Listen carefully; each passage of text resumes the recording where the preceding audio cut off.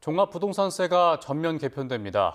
정부는 내년부터 비거주 주택과 고가 주택에 대한 종부세를 대폭 올리기로 했습니다. 시가 32억 원이 넘는 주택부터 증세되고 45억이 넘는 고가 주택은 세 부담이 크게 늘어납니다. 보도에 오인석 기자입니다.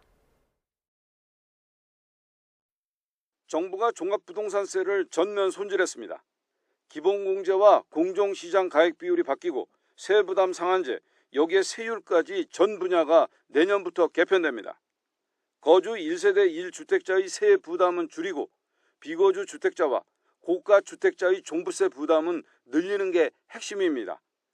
기본 공제 금액을 거주 1세대 1주택자는 14억 원으로 올린 반면 비거주는 9억 원으로 낮춰 차등화하고 다주택자는 공제 금액을 4억 원 플러스 알파로 대폭 낮췄습니다. 공정시장 가액 비율이 60%에서 70%로 상향 조정되고 조정 대상 지역 주택 보유자와 3주택 이상자는 내후년부터는 80%가 적용됩니다. 종부세 세율을 주택수에서 주택 가액 기준으로 일원화하고 직전 연도의 150%를 초과하지 않도록 한 보유세 세 부담 상한도 내년부터 200%로 인상됩니다. 정부는 거주 1세대 1주택자의 과세를 공시가격 14억 원, 시가 20억 원 수준으로 높여 12만 명 정도가 내년 종부세 과세 대상에서 제외된다고 밝혔습니다. 거주용 1주택의 경우 시가 20억 원부터 30억 원 수준까지는 세액이 줄어들게 되고 30억 원부터 40억 원까지는 세액 변동이 크지 않게 하여 최대한 보호하겠습니다. 내년 종부세는 거주 1주택자 기준으로 시가 32억 2천만 원 주택부터 세율이 1.3%로 오르며 증세가 됩니다. 시가 45억 주택부터는 과세표준 세율이 1.5%, 71억이 넘으면 2.0%, 그 이상의 초고가 주택은 더 큰 폭으로 세율이 뛰며 세 부담이 급증합니다. 정부가 제공한 시뮬레이션 자료를 보면 시가 45억 원 주택의 종부세액은 거주일 때와 비교해 비거주일 경우 큰 폭으로 상승했습니다. 정부는 주택분 종부세가 내년에 7천억 원 더 거칠 것으로 전망했습니다. 1세대 1주택자 종부세 세액 공제도 손질해 연령별 공제는 유지하되 보유기간에 따른 공제는 내후년까지 거주기간에 따른 공제로 개편됩니다. 세액 공제 한도도 신설해 내년 800만 원, 내후년 600만 원으로 한도를 두기로 했습니다. YTN 오인석입니다. 그렇다면 이번 세제 개편으로 실제 내야 하는 세금은 어떻게 달라질지 살펴보겠습니다. 시가 30억 원 아파트에 직접 거주하는 1주택자는 보유세 부담이 줄어드는 반면 비거주 1주택자나 다주택자는 최대 2배 이상 급등한 것으로 나타났습니다. 차유정 기자가 설명해드립니다. 집값 급등 여파로 올해 역대 최고 수준인 서울 고가 아파트 보유세. 이번 세제 개편안을 적용하면 어떻게 달라질까? 서울의 공시가격 20억, 시가 30억 원 상당 아파트 한 채를 보유하고 10년째 거주 중인 60대 A씨. A씨의 종합부동산세와 재산세를 합친 보유세는 현행 573만 4천 원에서 내후년 558만 4천 원으로 소폭 줄어듭니다. 1주택 실거주자 기본공제를 높였기 때문입니다. 다만 시가 50억 원 상당 초고가 아파트라면 보유세 부담은 1,354만 8천 원에서 2028년 1,879만 4천 원으로 38%가량 증가합니다. 거주하지 않고 세를 준 1주택자는 어떨까? 보유공제가 사라지면서 납부 대상인 모든 가격대에서 보유세 부담이 가중됩니다. 10년을 보유했더라도 거주하지 않았다면 시가 20억 원 상당 아파트 보유세도 현행 370만 5천 원에서 2028년 495만 원으로 늘며 시가 50억 원 초고가 주택은 1,354만 8천 원이 내후년 2,871만 2천 원으로 2배 넘게 증가합니다. 3주택 이상 다주택자는 가격대와 상관없이 보유세 부담이 1.5배에서 2배 넘게 급증합니다.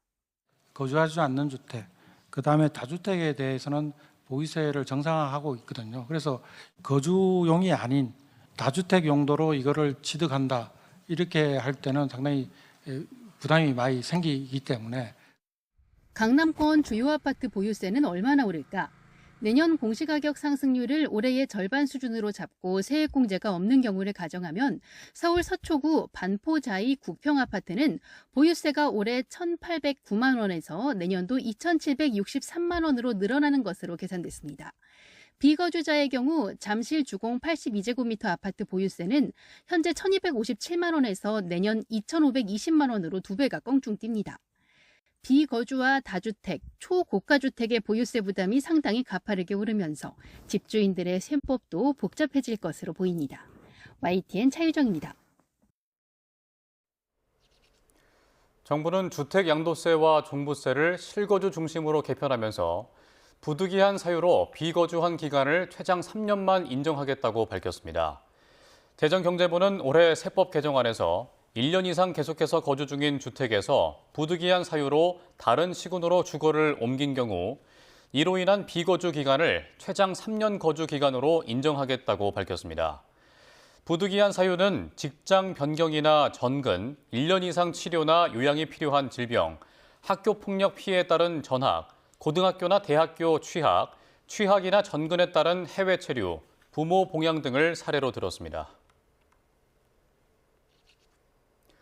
정부의 이번 세제 개편안에 대해 국민의힘은 집값도 올리고 서민의 고통도 더 늘게 할 역대 최악의 세제 개편이라고 혹평했습니다. 더불어민주당은 공식 입장을 곧바로 내놓진 않았는데 필요할 경우 더 논의가 필요하다는 분위기도 감지됩니다. 권남기 기자입니다.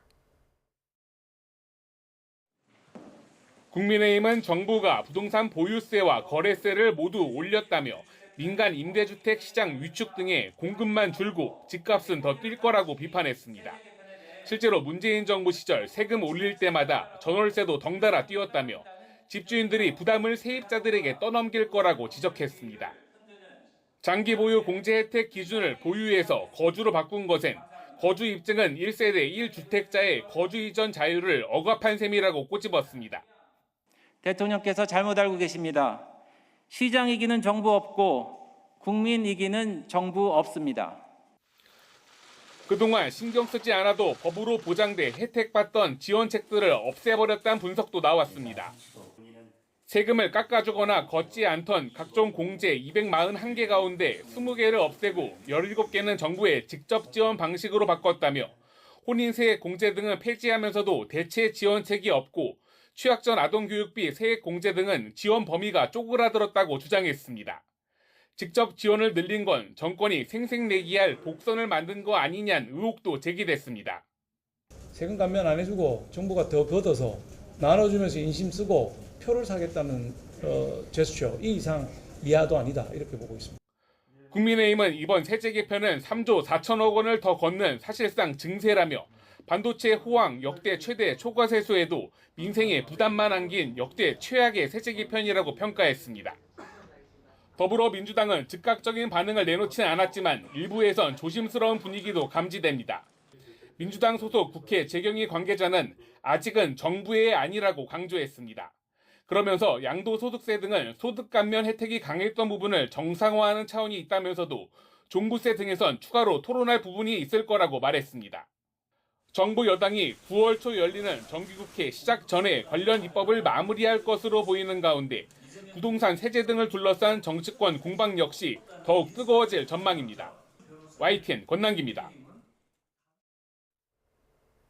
영남권을 달구던 극한 더위가 이번 주부터는 서쪽을 덮치면서 서울에 사상 처음으로 폭염 중대경보가 내려졌습니다.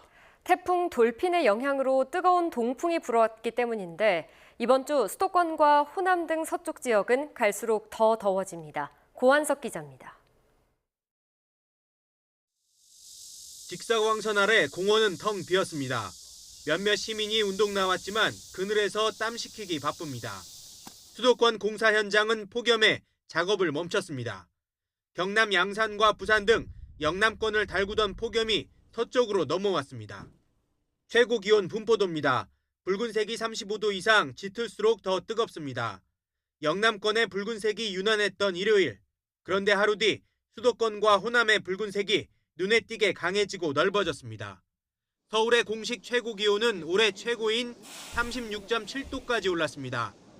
기상청은 서울을 비롯해 경기 남부 일부 지역에 사상 처음으로 폭염 중대경보를 발령했습니다. 전남 광주 일부 지역에 내린 중대경보는 장성과 곡성으로 확대했습니다. 폭염이 서쪽으로 범위를 넓힌 이유는 태풍 돌핀의 영향입니다.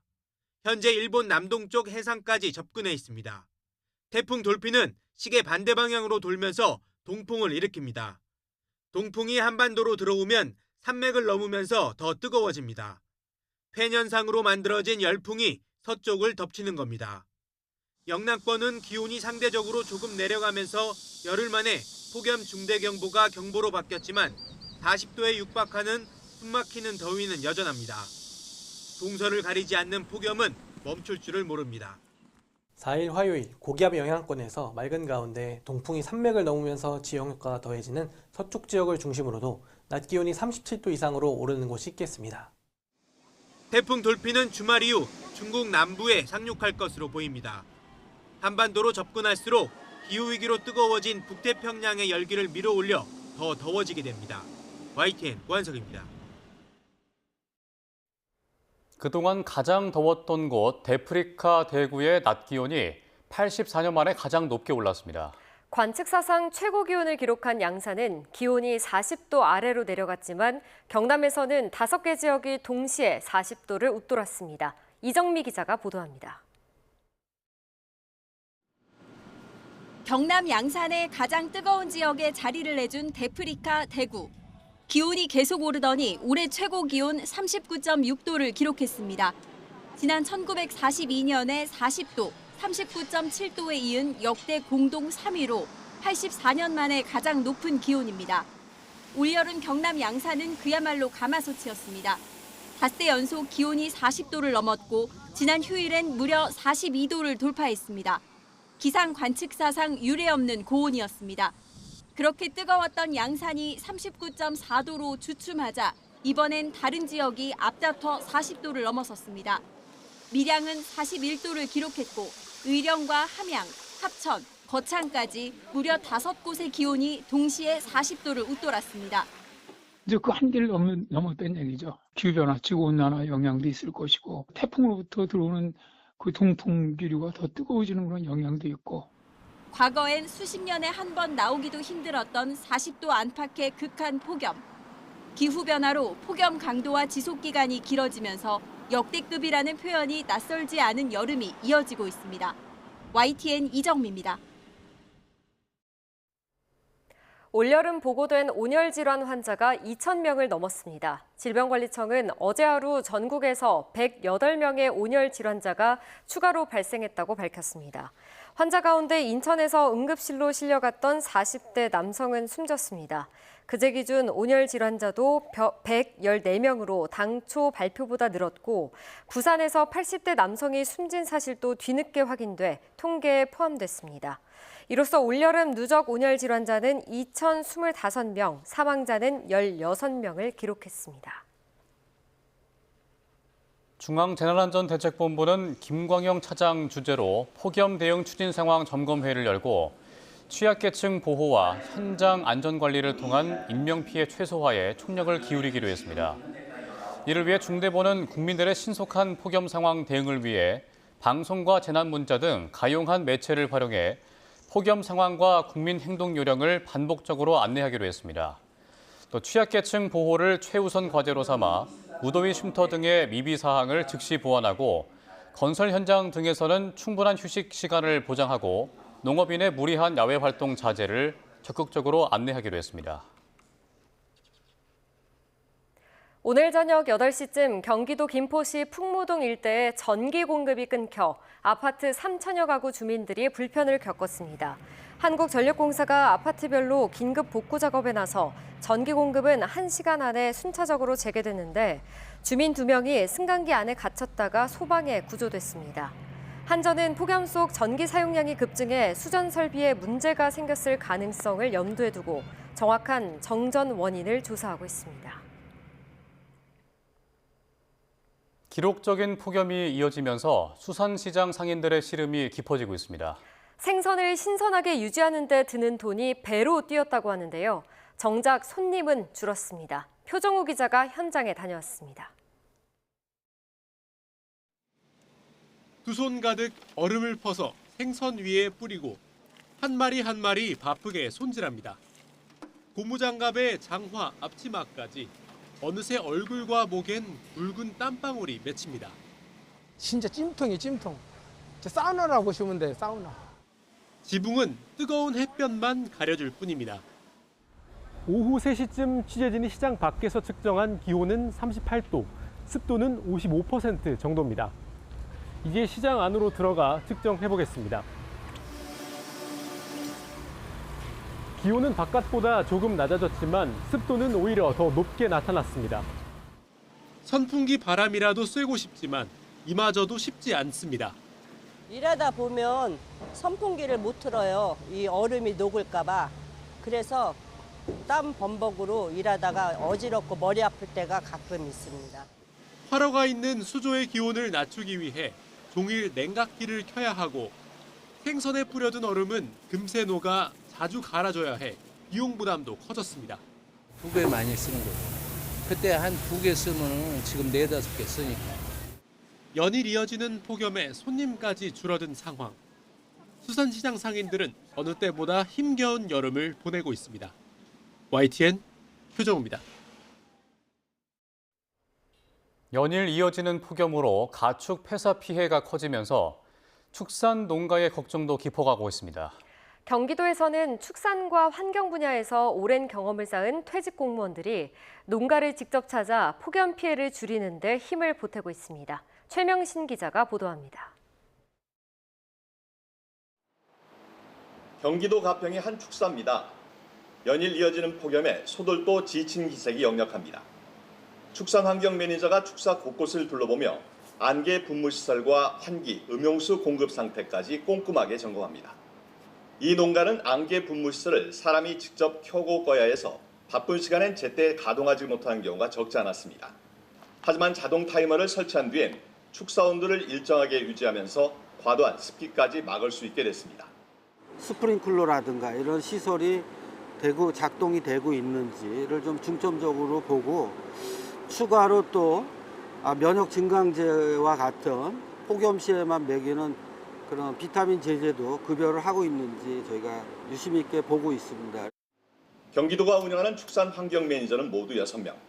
축산과 환경 분야에서 오랜 경험을 쌓은 퇴직 공무원들이 도내 6개 번역을 맡아 농가별 맞춤형 컨설팅을 하고 있습니다. 폭염 대응 시설 점검은 물론 악취 저감과 깔집 관리 요령 등을 안내하고 축협의 폭염 지원 사업까지 연계해주고 있습니다. 중장기적으로 AI 기반 축산 악취 분석 기술을 도입해서 축적된 데이터를 활용한 과학적이고 체계적인 악취 관리 체계를 구축해 나갈 계획입니다. 올해 경기도에서 폭염으로 폐사한 가축은 돼지 19,700여 마리와 닭, 오리 등 가금류 50만 6천여 마리에 이릅니다. 경기도는 축산 환경 매니저를 통해 폭염 대응은 물론 농가 환경 개선 사업을 지속적으로 지원할 계획입니다. YTN 최명신입니다. 보안 수사권 폐지를 담은 형사소송법 개정안의 국무회의 의결을 앞두고 여야는 여론전에 총력을 기울였습니다. 여당은 대국민 보고회를 열어 우려 불식에 주력했고 국민의힘은 청와대 앞을 찾아가 거듭 거부권 행사를 요구하며 대통령 탄핵까지 거론했습니다. 김다현 기자가 보도합니다. 오늘 국무회의에서 보안수사권 폐지를 담은 형사소송법 개정안이 통과할 거란 전망이 나오는 가운데 더불어민주당은 대국민 보고회를 마련했습니다. 사회적 약자의 피해가 커질 거란 우려를 잠재우기 위해서인데 원내대표와 정책위의장, 법사위원장이 총출동해 더 좋아진 법이라고 한 목소리로 외쳤습니다. 민주당은 오직 국민을 위한 형사사법체계가 현장에서 대대로 안착될 수 있도록 모든 노력을 다하겠습니다. 헌법 소원을 예고한 국민의힘을 향해선 모렴치하다, 무식하다며 날을 세웠고 이재명 대통령의 재판과 형소법 개정은 전혀 무관하다, 국민의힘이 거짓 선동을 하고 있다고 주장했습니다. 대통령은 재직 중 형사소출을 당하지 않는다라고 하는 헌법 조문이 있고 저희는 전혀 그런 생각은 꿈에도 꾸지를 못했습니다. 국민의힘은 석 달 만에 다시 청와대 앞에서 현장 최고위원회의를 열었습니다. 장동혁 대표는 이 대통령이 제의 요구권, 거부권을 행사하지 않는다면 탄핵 요구가 거세질 거라고 경고했습니다. 거부권 행사를 거부한다면 대한민국을 지키기 위한 국민의 탄핵 요구는 더 거세질 것입니다. 투톱 정점식 원내대표 역시 본인이 받아야 할 재판에서 빠져나가려고 몸부림칠수록 자신을 얽맬 뿐이라며 이 대통령의 결단을 압박했습니다. 자신의 범죄를 더 큰 제약으로 덮으려는 우를 범하지 마십시오. 단 한 번만이라도 대통령답게 처신하십시오. 개혁신당도 국민 59.6%가 대통령이 거부권을 행사해야 한다고 답했다는 자체 여론조사 결과를 내놨습니다. 형사소송법 개정안이 국회 문턱을 넘은 뒤 여야 간 여론전은 더 뜨거워지는 모습입니다. 국민의힘이 헌법소원과 대안법안 마련 등을 예고한 상황이라 국무회의 의결을 거친 뒤에도 보안수사권 파장은 한동안 이어질 것으로 보입니다. YTN 김다현입니다. 검사의 영장 청구권 제한 규정을 중심으로 개정 형소법에 위헌 소지가 있다는 법조계의 우려가 계속되고 있습니다. 검사들이 주체가 돼 국회를 상대로 권한쟁의 심판을 청구하는 것도 가능할 거라는 전망까지 나오는데 실제 후속 대응까지 이어질지 관심입니다. 신규혜 기자입니다.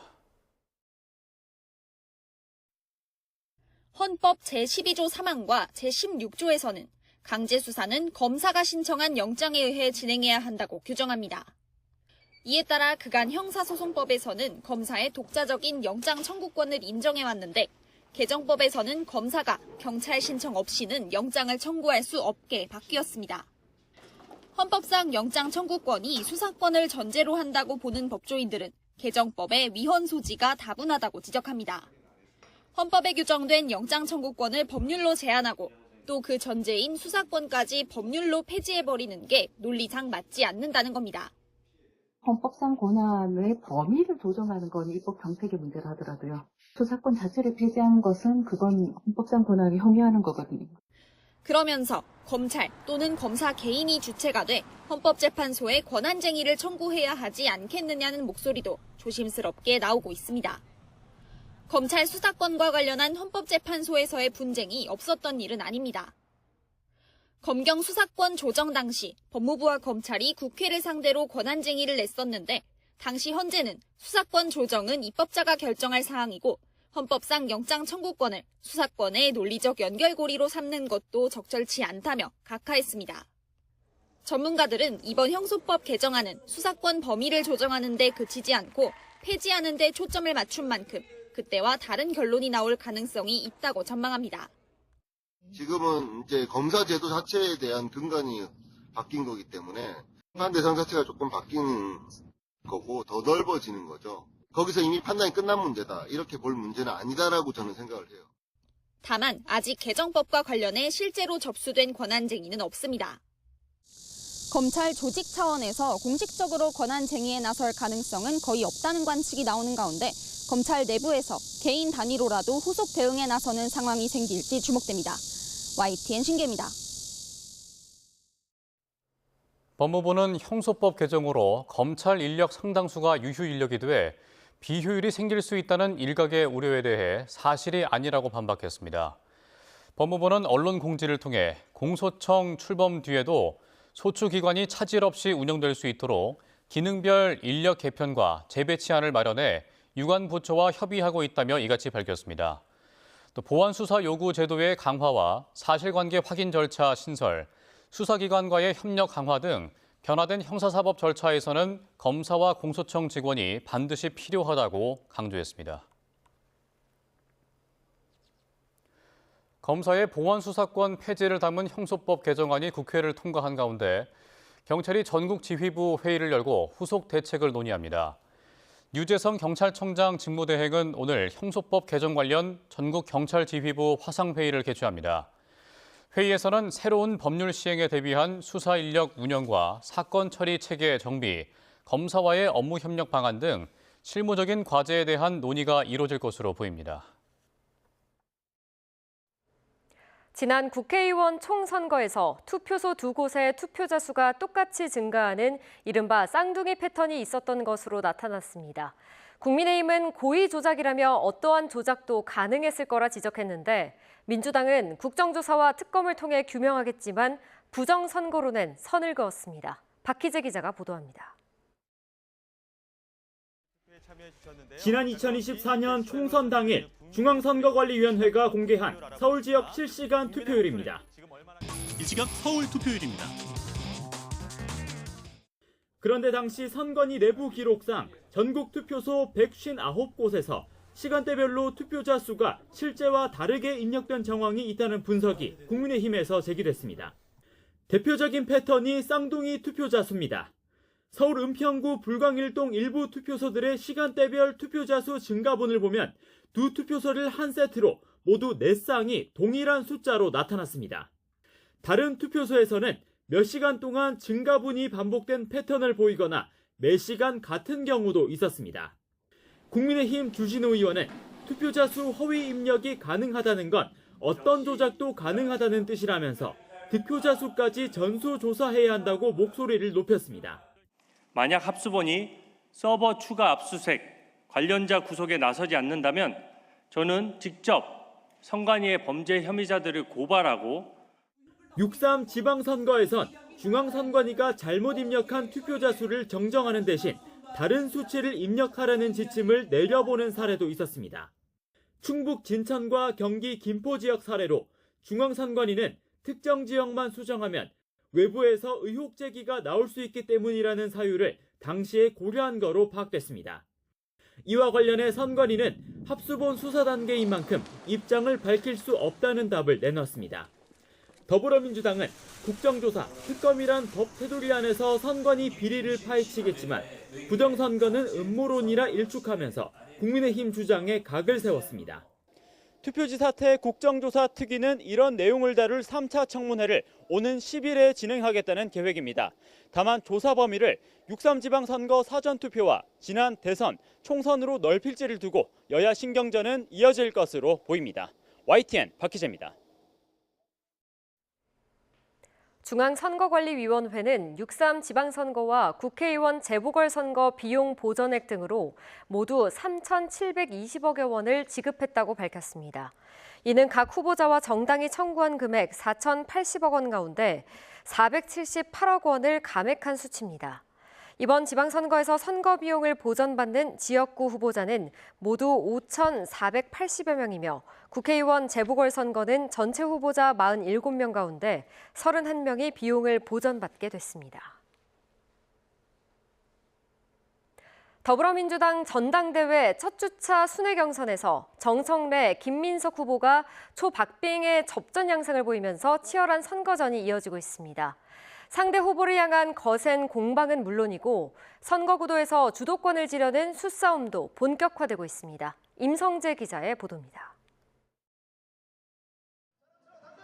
지난 주말 충청과 부울경 순회 경선에서 근소 우위를 점한 정청래 후보는 김민석 후보를 더 강하게 몰아붙였습니다. 일부 국회의원들이 김 후보 캠페인 문구를 지역 현수막에 내건 걸 문제 삼아 당 선관위의 조치를 촉구하는 동시에 조직적 오더표는 먹히지 않는다고 목소리를 높였습니다. 당원 민심과 의원 민심을 구분해 우위를 이어가는 전략을 택한 셈인데 강원을 찾은 자리에서도 김 후보를 향한 독한 말들을 쏟아냈습니다. 또 배신하는 거 아니야. 이렇게 의심받는 사람은 의심 안 받을 때까지 좀 기다려주는 것이 좋지 않나?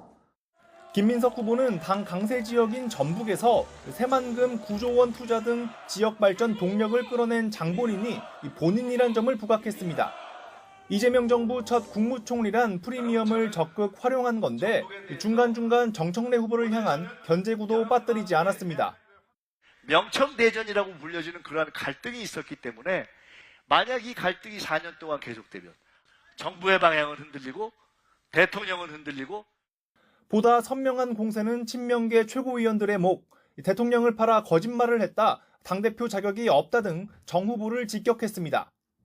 전남 광주를 찾은 송영길 후보는 이번 전당대회에서 도입된 선호투표자의 의미를 상기시키는 데 주력했습니다. 본인을 찍어도 사표는 없다는 의미심장한 말을 남기며 적극적인 당원 지지를 호소했습니다. 이번에는 선호투표자가 돼서 송영길이 찍어도 아무 사표가 없습니다. 2번 김민석이 찍으면 표 다 펴집니다. 전당대회 순회 경선 시작과 함께 당권자들의 메시지 방향과 수위가 시시각각 변하는 기류도 감지됩니다. 막판까지 초박빙 접전이 이어질 거란 예상 속 우위를 점하려는 수싸움이 한층 치열해지고 있습니다. YTN 임성재입니다. 더불어민주당 8.17 전당대회 최고위원 후보 토론회에서 계파 사이 치열한 공방이 빚어졌습니다. 친명계 박선원 후보는 정청래 당대표 후보를 겨냥해 이재명 대통령에게 사사건건 엇박자를 낸다고 비판했고, 친청계 한민수 후보는 정 후보의 개혁 성과를 엄호하며 당대표가 로망이라는 김민석 후보 발언을 지적했습니다. 6.3 지방선거 책임론을 두곤 김용 후보가 이 대통령의 정치적 고향 성남을 빼앗겼다고 지적하자 이성윤 후보는 전북에서는 전부 승리했다고 맞서기도 했습니다. 전직 대통령을 조롱하는 일베 문화를 뿌리 뽑아야 한다는 최민희 후보 발언을 두고는 김영호 후보가 유세 과정에서 자신을 박쥐라고 지칭한 최 후보 발언이야말로 일베 문화라고 반발했습니다. 임미애 후보는 영남권 등 험지 원외 지역위원장 지원을, 서미화 후보는 장애인과 여성 등 사회적 약자 대변을 약속했습니다.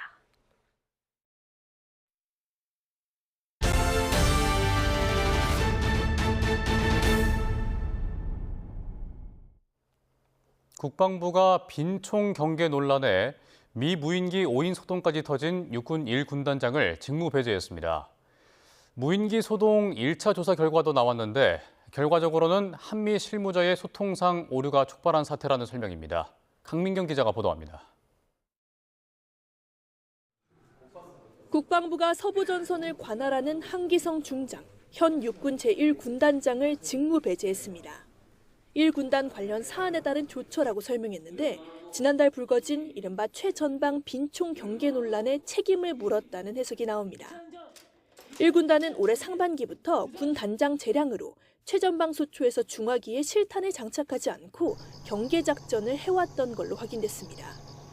최전방 실탄 삽탄 원칙이라는 합참의 경계 작전 지침에 반하는 짓이라 적지 않은 비판을 받았습니다. 1군단은 또 지난달 30일 한미연합훈련차 비행하던 미군 무인기를 오인해 요격할 뻔한 소동을 벌이기도 했습니다. 합참 조사 결과 1군단 소속 실무자는 미군이 훈련 전날 문자 메시지로 보낸 비행 계획을 상급자에 보고하지도 관련 부대에 전파하지도 않은 걸로 확인됐습니다. 다만 미군도 공군작전사령부 등에 연락해 비행 승인을 받는 절차를 거치지 않은 만큼 어느 한쪽만의 잘못으로 볼 순 없다는 게 합참의 설명입니다. 이번 소동을 계기로 한미 간 소통 체계를 보완해 나가겠다는 방침이지만 기강회의 논란을 자초한 1군단에 대해서는 책임을 물어야 한다는 판단을 내린 걸로 보입니다. 비육사 출신으로는 처음으로 1군단장을 맡았던 한기성 중장이 약 8개월여 만에 직무에서 배제된 배경입니다. 국방부는 당분간 육군교육사령관이 1군단장 직무를 대리할 예정이라고 설명했습니다. YTN 강민경입니다. 안규백 국방장관은 최근 전방부대에서 미군 무인기 5인 소동과 경계 근무 시 실탄 미장착 논란 등이 잇따라 발생하자 전군을 대상으로 작전 기강과 보고 체계를 집중 점검하라고 지시했습니다. 안 장관은 합동참모본부 작전지휘실에서 긴급 전군 주요 지휘관 회의를 소집하고 국방부 감사관 주도로 합동특별기강점검 TF를 구성해 후반기 한미연합훈련 을지 자유의 방패 연습 종료 전까지 이 같은 특별기강점검을 주문했습니다. 해병대는 경북 포항에 있는 해병대 간부 숙소에서 한 부사관이 총기 사고로 숨진 채 발견됐다고 밝혔습니다. 사고 장소는 영해에 위치한 간부 전용 숙소로 사망자의 계급은 중사로 알려졌습니다. 발견 당시 외부에 의한 범죄 혐의점은 발견되지 않은 것으로 전해졌는데 해병대 관계자는 군경 등 관계기관과 함께 정확한 사고 경위에 대해 조사 중이라고 말했습니다.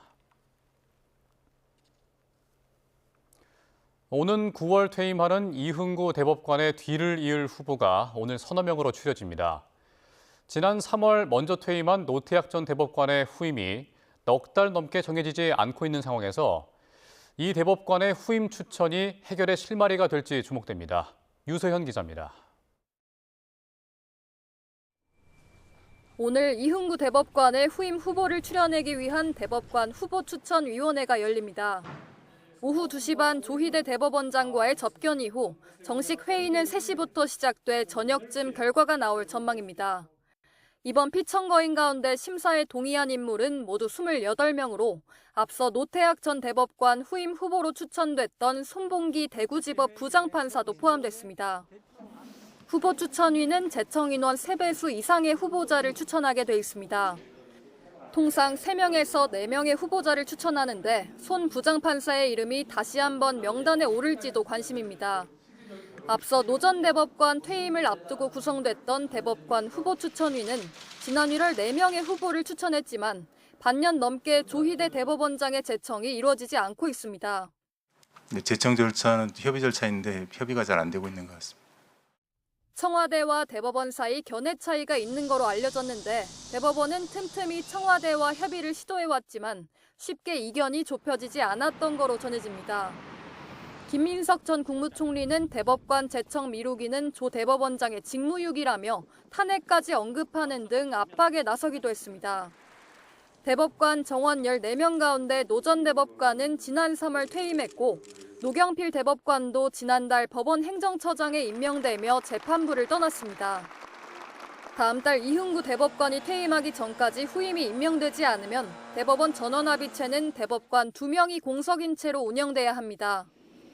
조 대법원장이 빠르고 공정한 재판을 강조해온 만큼 이 대법관 후임 후보가 추려지면 노 전 대법관의 후임까지 동시 제청에 나설 수 있다는 관측이 나옵니다.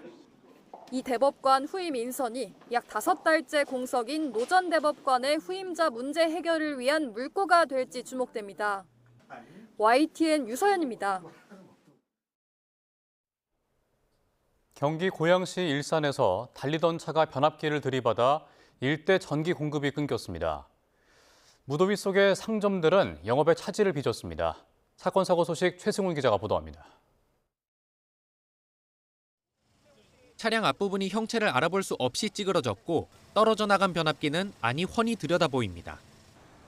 오후 2시 40분쯤 경기 고양시 일산동구 식사동에서 달리던 차량이 변압기를 들이받았습니다. 엄청나게 소리가 엄청나게 컸어요. 쿵 소리를 듣자마자 고개 돌리는 순간 그냥 차가 날아왔으니까요. 이 사고로 주변 상가와 아파트 등 일대 3,600세대의 전기 공급이 중단됐습니다. 인근 사거리의 신호등도 멈춰 경찰이 수신호로 교통을 통제했습니다. 아파트의 전기 공급은 3분 만에 재개됐는데 일대 상가는 2시간 만인 오후 4시 50분쯤 복구가 완료됐습니다. 그 사이 상인들은 영업에 차질을 빚었습니다. 폭염 속에 냉장고가 멈추면서 음식을 폐기 처분해야 하는 상황도 벌어졌습니다. 일단은 제과점에서는 케이크 제일 문제니까 조금 보시면 생크림이 다 무너져서 지금 폐기하고 다시 생산해야 되는 상황인 것 같고 주방 같은 경우는 이제 빵이 발효가 오버될까 봐. 수도권 곳곳에서 교통사고도 잇따랐습니다. 오전 10시 40분쯤 인천 서해구 청라중학교 앞 교차로에서는 시내버스가 다른 시내버스를 들이받아 운전자 2명과 버스 승객 10명이 경상을 입었습니다. 오후 4시쯤에는 경기 화성시 동탄구 영천동을 달리던 오토바이가 택시와 충돌해 오토바이 운전자 30대 남성이 숨졌고 70대 택시 운전기사와 승객 2명이 경상을 입었습니다. YTN 최승훈입니다. 어제 오후 5시 반쯤 경기도 파주시 문산읍 임진강역과 운천역 사이 마정 제2건널목에서 50대 여성이 몰던 승용차가 경의중앙선 열차와 부딪혔습니다. 이 사고로 승용차 앞부분과 열차 일부가 파손됐지만 승용차에 타고 있던 4명과 열차에 타고 있던 승객 10여 명 가운데 크게 다친 사람은 없는 것으로 파악됐습니다. 어제 오후 6시 40분쯤 서울 지하철 1호선 오류동역을 지나 온수역으로 향하던 전동열차가 고장나 15분가량 운행이 지연됐습니다. 이 사고로 퇴근 시간대 열차에 타고 있던 승객 900여 명이 후속열차로 갈아타는 불편을 겪었습니다. 코레일은 현재는 열차가 정상적으로 운행하고 있다며 고장 원인을 조사하고 있다고 밝혔습니다. 지난주 금요일 18%나 급등해 6,600선까지 갔던 코스피가 어제는 5% 급락해 6,200선으로 털썩 주저앉았습니다. 지난주 금요일 코스피를 이끌었던 외국인과 기관이 4조 8천억 원 가까이 순매도를 하면서 코스피가 급락했습니다. 류한홍 기자입니다. 코스피가 오늘 3.6% 내린 6,358로 출발해 5.1% 내린 6,257로 마감했습니다. 급등 하루 뒤 또 급락하는 널뛰기 장세를 보였습니다. 코스피 대장주 삼성전자는 9% 내려 23만 원대, SK하이닉스도 9% 내려 156만 원대로 마감했습니다. 지난주 금요일 외국인과 기관의 동반순 매수로 코스피가 18%나 폭등했는데 이번엔 외국인과 기관의 동반순 매도로 코스피가 급락했습니다. 시장에선 외국인과 기관의 차익 실현 매물이 쏟아진 것으로 보고 있습니다. 코스피 시장에서 외국인과 기관은 4조 8천억 원 가까이 순매도를 했고 개인은 홀로 순매수를 했습니다. 코스닥은 1.36% 내린 710으로 출발했지만 2.4% 오른 737로 마감했습니다. 장 초반엔 상승폭이 5% 이상 커져 올해 16번째 매수 사이드카가 발동됐습니다. 코스닥 시장에선 기관과 개인이 순매수를, 외국인이 홀로 순매도를 했습니다. 지난주 SK하이닉스가 상한가를 기록하는 등 코스피가 급등한 영향에 단기적인 차익 매물 정도로 저희는 생각하고 있고 오히려 코스닥이 상승하면서 순환매 장세가 지속되면서 온기가 확산될 거라고 기대하고 있습니다. 이번 주에는 미국과 이란의 휴전 협상과 미국 7월 고용지표 발표, 그리고 AMD, 샌디스크 등 주요 반도체 기업의 실적 발표 등이 예정돼 있습니다. 기대감과 우려감이 공존하면서 시장의 변동성이 커질 수 있을 것이란 전망이 나오고 있습니다. 원달러 환율은 1,429.8원으로 주간 거래를 마쳤습니다. 트럼프 미국 대통령이 이란 공습을 취소하고 협상을 재개하겠다는 방침을 밝히면서 국제유가가 하락했습니다. 이와 함께 미일 정부의 시장 개입으로 엔화 강세와 달러화 약세가 나타나면서 원화 환율 역시 하락 압력을 받았습니다. YTN 유환홍입니다. 트럼프 미국 대통령이 호르무즈 해협 개방 문제와 관련해 이란과 합의에 도달했다고 주장하면서 새로운 협상이 시작된다고 밝혔습니다. 호르무즈 해협의 자유로운 통항이 재개될지 주목되는데 미국과 이란은 해협의 통제권을 놓고 서로 다른 그림을 그리고 있습니다. 신호 기자입니다. 트럼프 대통령이 이란과의 새로운 협상 개시를 언급한 날 이란 반관영 매체는 호르무즈 해협의 현재 상황이라며 영상을 공개했습니다. 이란과 가까운 호르무즈 북쪽 해역에서 촬영한 화면인데 선박 수십 척이 통항 허가를 기다리며 바다 위에 길게 늘어서 있습니다. مسدود هست و هر گونه تردد در تنگه هرمز با اراده نیروهای مسلح جمهوری اسلامی ایران و کسب اجازه از 이란 매체의 이 같은 보도는 해협의 통제권을 강조하고 있는 이란 정부 목소리를 반영하고 있습니다. 호르무즈 해협에는 이란 쪽 북측 항로와 오만 쪽 남측 항로 이렇게 두 개의 항로가 존재하는데 이란은 해협을 지나는 선박들의 북측 항로를 이용하라고 정해놓고 남측 항로를 타는 선박들을 공격해왔습니다. 지난달 2주 내내 이어진 미국과 이란의 군사적 충돌도 이란의 오만 인근 선박에 대한 공격에서 시작됐습니다. 이란 정부는 미국을 포함한 일부 국가들이 해협 남측 항로 이용을 강요해서 이란의 국익을 훼손했다고 보고 있습니다. 막바지에 이른 오만과의 협상에서는 이란 측 북측 항로도 오만에 인접한 남측 항로도 아니지만 두 나라의 국익과 안보를 지키는 항로를 양국이 합의할 거라고 강조했습니다. 이란과 오만의 통제 아래 운영되는 새로운 고정 항로를 설계하고 있는 것으로 보입니다. مسیری که مورد تفاهم دو طرف باشه منافع ما رو تامین بکنه چون ببین به هیچ عنوان قرار نیست تنگه هرمز به وضعیت قبل از نوح اسفند برگرده. 지난 6월 체결한 미국과 이란의 양해각서에서는 호르무즈 해협 무료 통항 기간을 협상이 진행되는 60일로만 한정했습니다. 이란과 오만의 논의에서 자유로운 무료 통항과 거리가 먼 개념이 적용될 경우 미국이 동의할 가능성은 거의 없습니다. YTN 신호입니다. 트럼프 미국 대통령이 이란과의 협상이 곧 시작된다고 밝힌 데 대해 이란 정부는 미국과 어떠한 협상도 진행하고 있지 않다고 부인했습니다. 에스마일 바가이 이란 외무부 대변인은 우리 시간으로 어제 오후 주례 기자회견에서 현재 이란은 미국과 어떤 대화도 하지 않고 있다며 호르무즈 해협의 안전한 통행을 확보하기 위해 오만과 협의를 진행하고 있다고 밝혔습니다. 일본 구마모토 지진이 일어난 직후 쇼핑몰에서 대피했던 20대 여직원이 회사의 지시로 건물에 다시 들어갔다가 숨진 사실이 드러나 일본 사회가 들끓고 있습니다. 사장은 직원의 장례식장에서 지진 당시 매출금을 금고에 넣으라고 지시한 사실을 인정했습니다. 김잔디 기자의 보도입니다. 규모 7.1의 강진이 일본 구마모토를 강타하고 약 1시간 20분 뒤인 28일 오후 5시 50분쯤 구마모토현의 대형 쇼핑센터 이온 쇼핑몰 건물 2층이 큰 폭발음과 함께 무너져 내렸습니다. 이 폭발 사고로 직원과 고객을 포함해 7명이 숨졌습니다. 그런데 희생자 가운데 여직원 2명이 회사의 부당한 지시로 건물에 다시 들어가 참변을 당한 것으로 드러나며 공분이 일고 있습니다. 일본 언론들은 유족들을 인용해 쇼핑몰 잡화점에서 일하던 22살 오우타케 구루미 씨가 회사 지시로 다시 매장으로 들어간 뒤 숨졌다고 전했습니다.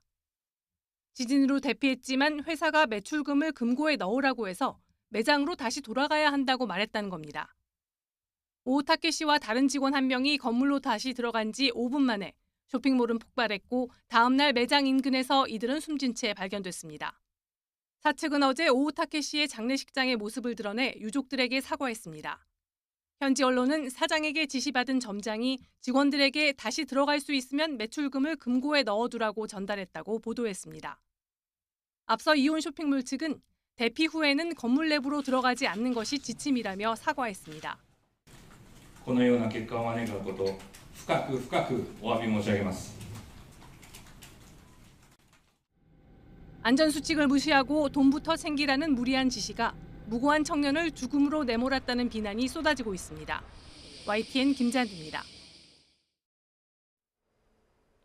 유럽을 휩쓴 산불과 폭염으로 올해 경제 피해액이 30억 유로, 약 5조 원을 넘어섰다는 추산이 나왔습니다.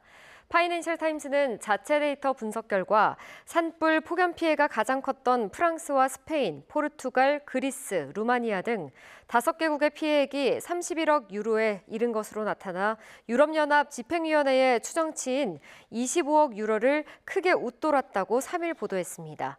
이번 추정치는 EU 집행위의 자료와 프랑스 정부의 추산 결과 산불 피해 지역을 원래대로 돌리는 복구 비용 등을 고려한 결과입니다. 인도네시아 동자바주 해상에서 승객 등 270여 명을 태운 여객선의 화재 사건과 관련해 현지 당국은 13명을 추가로 구조하고 실종자 최소 28명에 대한 수색 작업을 계속하고 있습니다. 현지 시간 3일 아르만 아스마라 샤리푸딘 동자바주 경찰 해양항공국장은 로이터 통신의 화재 여객선 무티아라 센타사 2호의 탑승객 271명 중 238명이 구조됐다고 밝혔습니다. 전날 집계와 비교하면 구조자가 13명이 늘고 실종자는 28명으로 줄었습니다. 사망자는 5명으로 전날과 같습니다. 인천시가 길병원 등과 협력해 아시아권 교류 지역을 대상으로 진행하는 의료 지원 사업이 올해 20주년을 맞았습니다. 지난 2007년 심장병을 앓고 있는 베트남 어린이 10명을 비롯해 몽골과 우즈베키스탄 등 환자 175명의 수술과 치료를 지원했습니다. 강태욱 기자입니다. 키르기스스탄 비슈케크에서 6남매 가운데 막내로 태어난 6살 어린이 악졸. 출생 직후 심실 중격 결손과 폐 질환이 발견됐지만 가정 형편으로 수술은 엄두도 못 냈습니다. 한국의 민간단체로부터 항공료부터 수술과 입원비까지 지원받을 수 있다는 이야기를 들었을 때 가족들은 설마 했습니다. 수술을 마친 악졸은 이제 잠도 잘 자고 밥도 잘 먹는 건강한 생활에 적응하며 수영 선수를 꿈꾸고 있습니다. Не, давай тәрбиелге қалдым. Мен өткөн емеспін. Ушундай шарт түзүп берип, ушинтип ушундай жақсы сөздөрдү айтат деп эч күткөн эмесмин. 이처럼 인천에서 수술과 치료를 받고 건강을 되찾은 어린이 심장병 환자는 20년간 모두 175명. 베트남, 캄보디아, 필리핀, 몽골, 우즈베키스탄 등 인천시가 교류를 맺고 있는 아시아 국가의 아동들입니다. 민간단체가 대상자를 물색하면 인천시가 항공료 등 교통비를 지원하고 지역대학병원 2곳이 수술과 입원을 맡습니다. 연결해주는 그런 역할들, 그리고 또 행정적인 일들 이런 것들도 많이 해주셔서 항상 인천시청에 감사하고 또 저희가 속해 있는 병원도 인천 지역이기 때문에 앞으로도 그런 사업들을 연계해서 많이 했으면 좋겠습니다. 국내 의료진이 현지를 찾아 진료한 인원도 6,800명에 달합니다. 인천시는 앞으로도 이 사업을 지속해 국경을 넘어선 나눔의 가치를 실천하는 국제 도시로서 책임을 다하기로 했습니다. YTN 강톡입니다.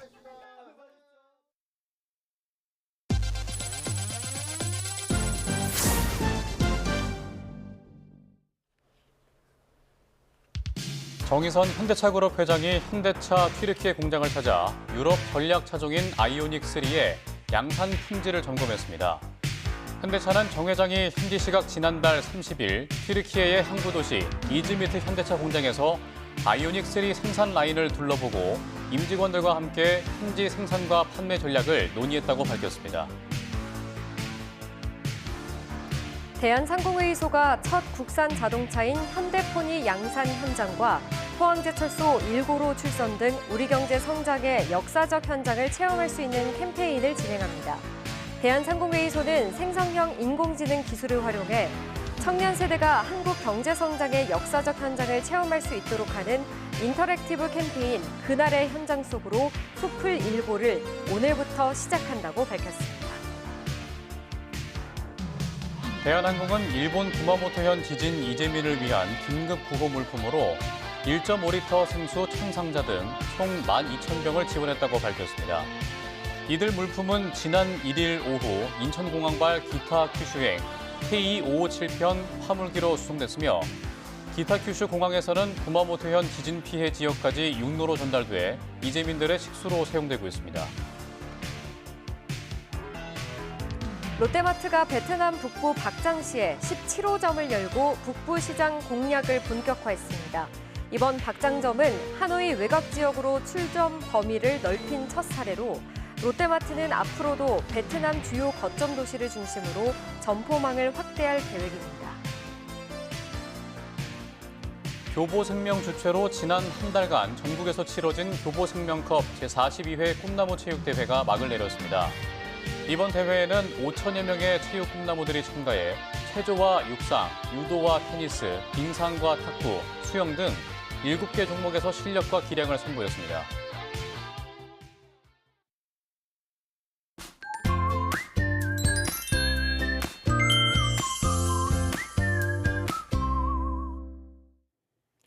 바깥 활동하기 두려울 정도로 극심한 더위가 이어지고 있습니다.